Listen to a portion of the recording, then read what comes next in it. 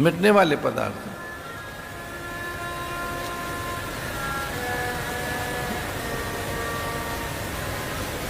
और इस सब को अगर हम एक जगह इकट्ठा करें, ये किसके कारण हो रहा है ऐसा? ये राग, द्वेष, अभिनिवेश, आसक्ति, अविद्या, ये है क्या? ये सब है अज्ञान, गहरा अज्ञान। तो गहरे अज्ञान के कारण, अज्ञान की प्रचंडता के कारण, अज्ञान के निरंतर के प्रहार के कारण, अज्ञान के आवरण के कारण, अज्ञान से ढके रहने के कारण सत्य से वंचित हैं।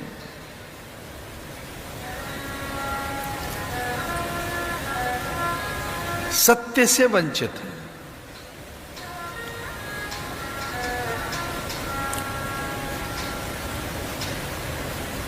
इसे जीवन की बहुत सी समस्याएं हैं और अनेक समस्याएं हैं, और प्राय सारी समस्याएं अज्ञान के कारण है, अविवेक के कारण है, अविचार के कारण है, अनभ्यास के कारण है। क्योंकि हमने सत्य का अभ्यास नहीं किया, हम सत्य से वंचित हैं, जीवन के सत्य से वंचित हैं, जीवन के यथार्थ से वंचित हैं, जीवन की वास्तविकताओं से वंचित हैं। तो जीवन की वास्तविकता, यथार्थ अथवा जीवन के सत्य से वंचित रहने के कारण हम दुखित हैं। ऐसा इसलिए है कि हमारे पास अभ्यास नहीं है मन को केंद्रित करने का, मन को एकाग्र करने का, मन को संयत करने का, मन को व्यवस्थित करने का, मन को नियंत्रित करने का। हमारा नियंत्रण नहीं है उसके ऊपर,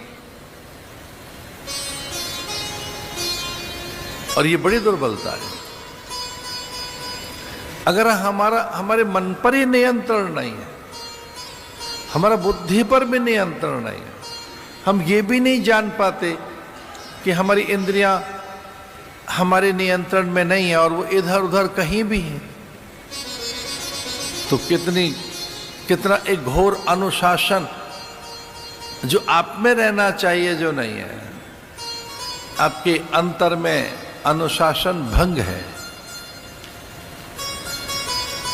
मन नियंत्रित नहीं है, और यही हमारे मोक्ष और बंधन का कारण भी है।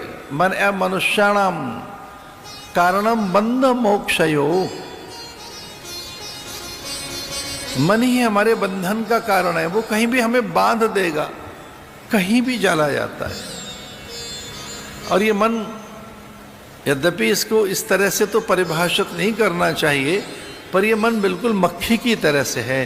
किसी यही नहीं पता कि मल पे बैठना या मिष्ठान पर।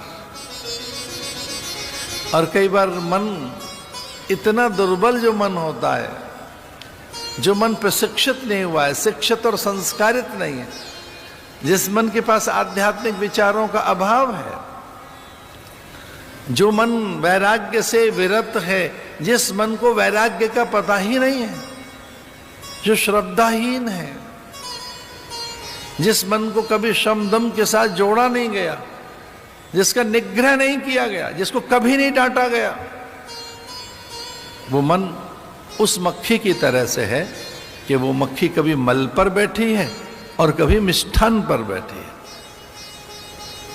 कभी धूल में बैठी है, कभी फूल के पास बैठी है, और उसे पता ही नहीं है कि वो थोड़ी देर पहले वो मल पर बैठी थी और अब मिष्ठान पर है, कि मंदिर के देहरी पर है, या प्रतिमा तक पहुंच गई है, पता ही नहीं।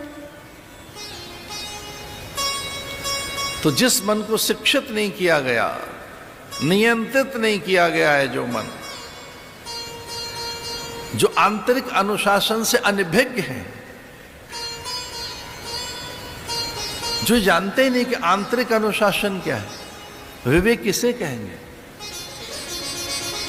तो जो विवेक से बहुत दूर हैं, उनके मन की दशा क्या होती होगी।